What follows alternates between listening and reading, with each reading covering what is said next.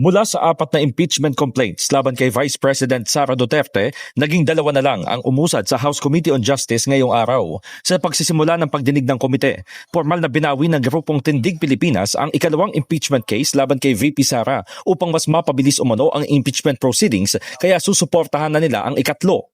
Naging mainit naman ng diskusyon ukol sa 1-year bar rule nang sumalang na ang impeachment complaint ng Makabayan Coalition dahil inihain ito noong February 2, 2026 na mas maaga sa February 6 na itinakda ng Korte Suprema. Sabi ni Manila Representative Joel Chua, dapat na maging maingat sa interpretasyon sa ruling ng Supreme Court. Pero iginiit ng isa sa endorsers na si House Deputy Minority Leader Antonio Tino na hindi dapat nagtatago sa anino ang Kamara. Sa botong 22 affirmative, 10 negative at 0 abstention, tuluyang naisantabi ang unang impeachment, bagay na ikinadismaya ng petitioners. Kami ay disappointed, no?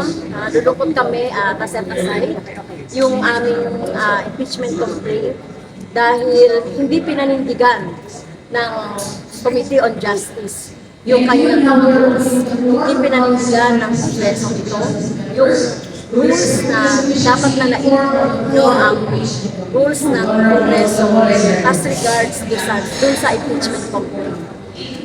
Sa aming complaint, hindi naman sinasabi dito na walang substance yung aming complaint. No? Mabilis na idineklarang sufficient inform ang complaint ng Father Saballa et al. At inihain ni Attorney Nathaniel Cabrera na halos pareho din ng nilalaman, kabilang ang mga alegasyon ng umano'y bagman ni VP Sara na si Ramil Madriaga.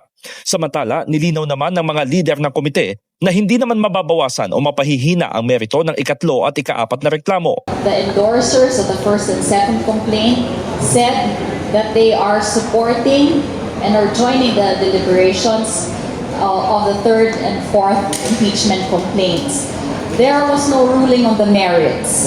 That is the intention of the committee, but as you have witnessed, a motion was raised by the Honorable Chua to resolve first the compliance on 1-year bar rule before we proceed to the determination of sufficiency in substance.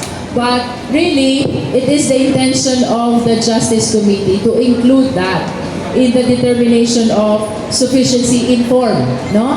Because we understand that the 1-year prohibition is part of the procedural requirement which must be complied with also in filing an impeachment. Bukas, sufficiency in substance naman ang pag-uusapan ng House Committee on Justice. In the heart of changing lives, ako si Brigada Haji Caaminio ng 105.1 Brigada News FM Manila, the Music and News Authority.